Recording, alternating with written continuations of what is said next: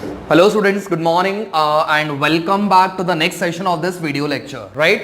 So कल के lecture में हमने शुरुआत किया था सेक्शन 1 में से chapter number 2 that was solutions and colligative property, right? जिसमें मैंने आपको बताया था हम सबसे पहले पार्ट के बारे में शुरुआत करेंगे सॉल्यूशंस के बारे में, और जैसे ही आपका सॉल्यूशन वाला टॉपिक कंप्लीट होता है फिर उसके बाद हम लोग जाएंगे आपके कोलिगेटिव प्रॉपर्टी के ऊपर, राइट? तो कल की वीडियो लेक्चर में, प्रीवियस वीडियो लेक्चर में हमने सॉल्यूशंस के इंट्रोडक्शन के बारे में डिस्कस किया, सॉल्यूशंस आपकी कितनी चीजों से बनाई जाती है उसके बारे में हमने डिस्कशन किया। सॉल्यूशंस को बनाने के लिए मैंने आपको बताया था दो चीजों की जरूरत होती है, the first one which is solute and second one which is solvent, correct है? फिर उसके बाद मैंने आपको बताया था सॉल्यूट एग्जैक्टली क्या होता है, सॉल्वेंट एग्जैक्टली क्या होती है, करेक्ट है? फिर उसके बाद हमने डिस्कशन किया था the types of different solutions, तो उसमें हमने डिस्कस किया था एक आपका डाइल्यूट सॉल्यूशन और एक आपका concentrated solutions, right? Now in this video lecture we're going to have a very important discussion, बहुत ध्यान से समझना स्टूडेंट्स, बहुत इंपॉर्टेंट चीज है, राइट? तो ये टॉपिक आपके बहुत ज्यादा इंपॉर्टेंट होंगे बिकॉज इसके बेसिस पे आपको कुछ न्यूमेरिकल्स आपको सॉल्व करना होता है। अब ये जो टॉपिक से ये आपके ऑलरेडी 11th स्टैंडर्ड में ऑलरेडी आप लोगों ने कंप्लीट किया हुआ है, बट इस चीज को मैं वापस रिवाइज क्यों कर रहा हूं? Because in this chapter also they have been came up with some questions which are related with this formulas, correct है? तो ये फॉर्मूले के बारे में जब तक आप याद नहीं करोगे तब तक आपके न्यूमेरिकल सॉल्व नहीं होने वाले, ट्रस्ट मी, क्लियर? तो आज हम लोग क्या करेंगे, कॉन्सेंट्रेशन ऑफ द सॉल्यूशंस का रिलेटेड हमारे पास यहां पे 5 फॉर्मूलेज दिए हुए हैं। ये 5 फॉर्मूले के बारे में अब हम डिस्कस करने वाले। एकदम छोटी सी छोटी चीज मैं आपको बताने जा रहा हूं because after this session no one is going to ask me कि सर इस टॉपिक में क्या चीजें थी, जो भी आपके डाउट्स रहेंगे right here right now in this video session आप क्लियर करा लो, ठीक है? बिकॉज इसके बाद जब हम न्यूमेरिकल सेक्शन पे जाएंगे तो उस न्यूमेरिकल सेक्शंस में आपको ये सारे फॉर्मूलेज इस्तेमाल करने हैं। Is that clear? सो शुरुआत करते हैं concentration of the solutions, right? अब मैंने आपको बताया था सॉल्यूशन में सॉल्यूट कितना परसेंट में प्रेजेंट होगा, या फिर सॉल्यूट का अमाउंट कितना होगा, या फिर सॉल्वेंट का अमाउंट कितना होगा। तो ये चीजें कैलकुलेट करने के लिए whenever you are trying to calculate the amount of solute और अ सॉल्वेंट, करेक्ट है? सो इसका मतलब आप एक्चुअल में आप उसका कॉन्सेंट्रेशन कैलकुलेट कर रहे हो। गेटिंग? बात समझ में आ रही है? जब आपके सॉल्यूशन में से फॉर एग्जांपल मेरे पास एक सॉल्यूशन दिया हुआ है शुगर सॉल्यूशन, करेक्ट है? अब मेरे पास एक सॉल्यूशन दिया हुआ है शुगर सॉल्यूशन। अब ये शुगर सॉल्यूशन कैसे बना? तो मेरे पास यहां पे सबसे पहले मैंने शुगर इस्तेमाल किया हुआ है, आज वेल एज इसमें मैंने वाटर इस्तेमाल किया होगा, करेक्ट है? मेरे पास शुगर सॉल्यूशन बनाया हुआ है। अब इस शुगर सॉल्यूशन में मैंने दो चीजें इस्तेमाल की, एक शुगर और एक आपका वाटर, करेक्ट है?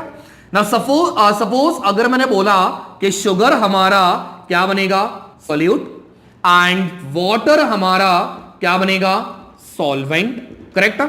तो सॉल्यूट और सॉल्वेंट दोनों चीजों को मिला के हमारे पास क्या बनेगा स्टूडेंट्स, सॉल्यूशन बनेगा, ठीक है? अब अगर मैंने पूछा कि मेरे सॉल्यूशन में शुगर का कॉन्सेंट्रेशन कितना है, या फिर से फॉर एग्जांपल मैंने पूछ लिया कि सॉल्यूट का अमाउंट कितना है और सॉल्यूट का क्वांटिटी कितना है, करेक्ट है?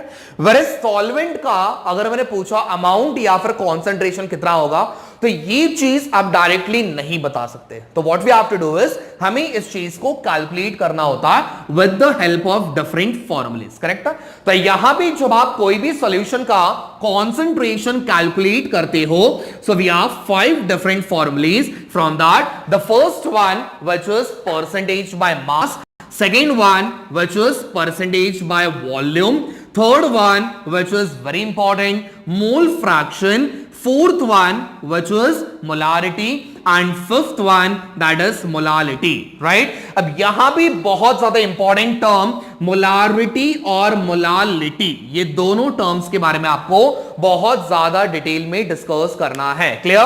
बिकॉज मैक्सिमम क्वेश्चंस आपके ये दो टॉपिक्स के ऊपर आपको आते हैं। न्यूमेरिकल्स की बात कर रहा हूं, आपके मोलारिटी आज वेल एज मोलालिटी के बेसिस पे आपको पेपर में क्वेश्चंस ज्यादा आते हैं। Is that clear? So without wasting time शुरुआत करेंगे सबसे पहले फर्स्ट वन परसेंटेज बाय मास, ये वाले फॉर्मूले से, ठीक है। चलो तो सबसे पहले स्टूडेंट्स मुझे बताना, यहां पे परसेंटेज किसका निकालना है, मुझे मास का निकालना है, करेक्ट है। तो इसका फॉर्मूला क्या बनेगा, बहुत सिंपल, परसेंटेज को मैंने सिंबॉलिक फॉर्म में लिखा हुआ है, आपने पूरा लिखना है, ठीक है।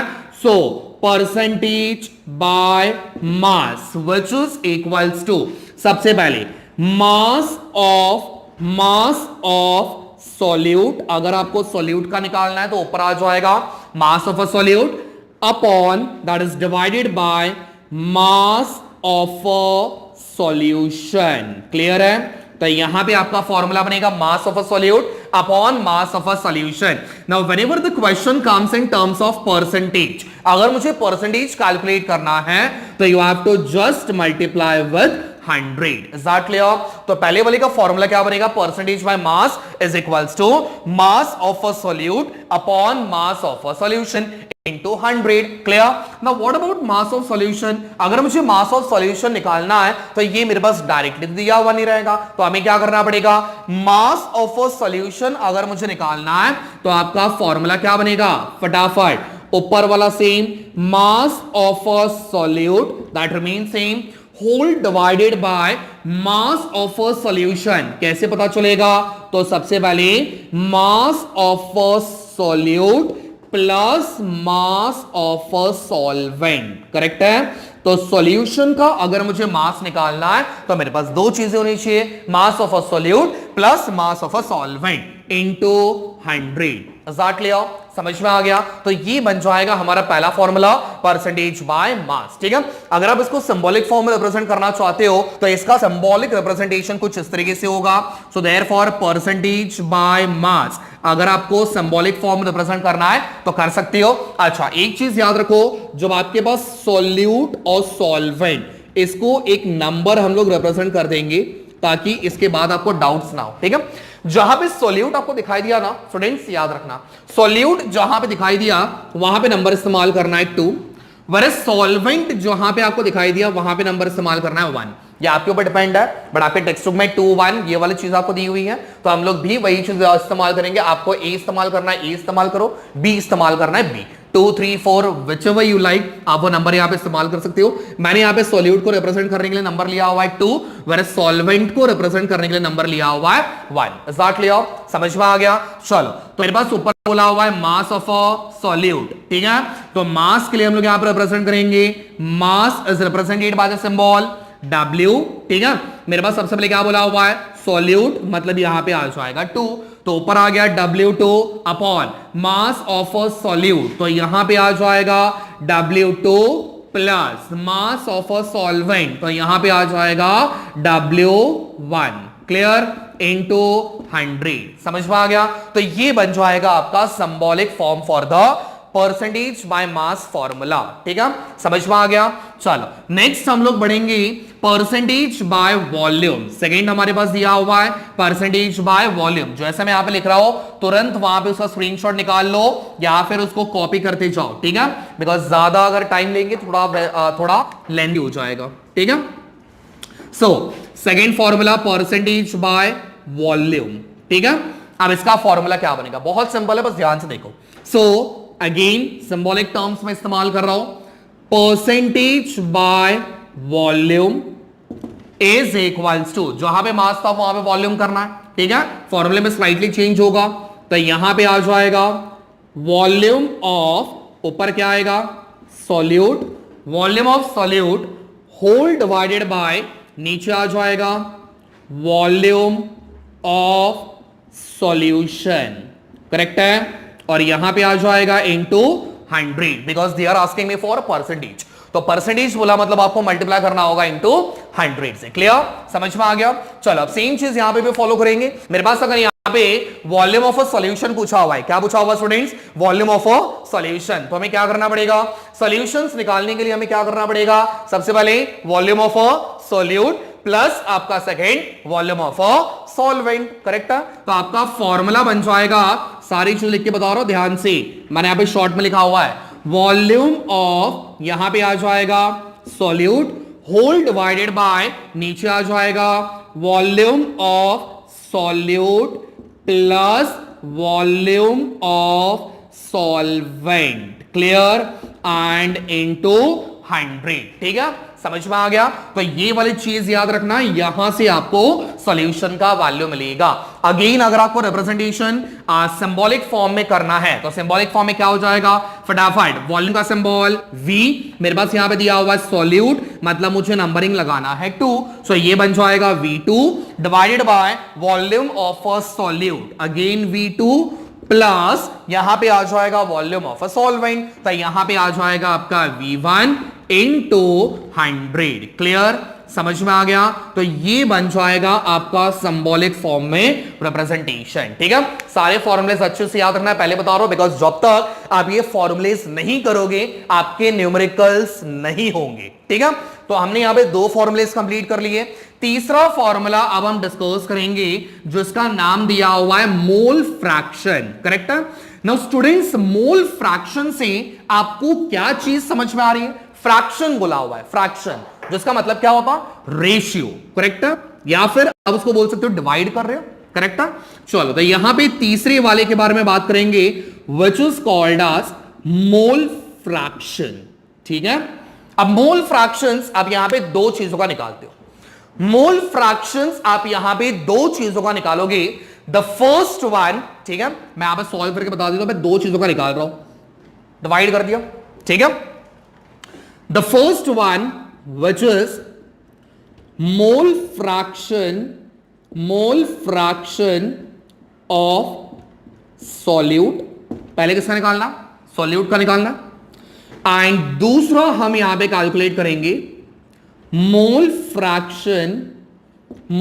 Fraction of solvent. करेक्ट है, 2 चीजों का फाइंड आउट करना है। सबसे पहले mole fraction of solute and दूसरा mole fraction of solvent. Correct है, चलो सबसे पहली चीज तो यहां पे लिख देता हूं, mole fraction is always represented, that is denoted और represented by the symbol x। ठीक है, तो मोल फ्रैक्शन को हम किससे रिप्रेजेंट करेंगे, x वाले सिंबल से रिप्रेजेंट करेंगे। सेम चीज वहां पे भी आएगा। ठीक है, नाउ सबसे पहले सॉल्यूट के लिए मैं कैलकुलेट कर रहा हूं, आपने सॉल्वेंट के लिए मुझे बताना है। ठीक है, so therefore x is equals to, ठीक है, मोल फ्रैक्शन का फॉर्मूला क्या होता है, so it is nothing but number of moles